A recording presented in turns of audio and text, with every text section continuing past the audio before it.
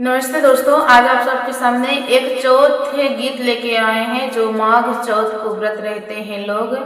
चौथ इसे संक्रांत चौथ भी कहते हैं और कहीं कहीं पे लोग तो हमारे यहाँ चौथ कहते हैं। आप लोग के यहाँ क्या कहते हैं कमेंट बॉक्स में ज़रूर देना अपनी राय, बताना कि आपके यहाँ क्या कहते हैं। उससे चौथ के ऊपर एक गीत लेके आए हैं, आप लोग को कैसे लगेगा कमेंट बॉक्स में अपना राय जरूर देना।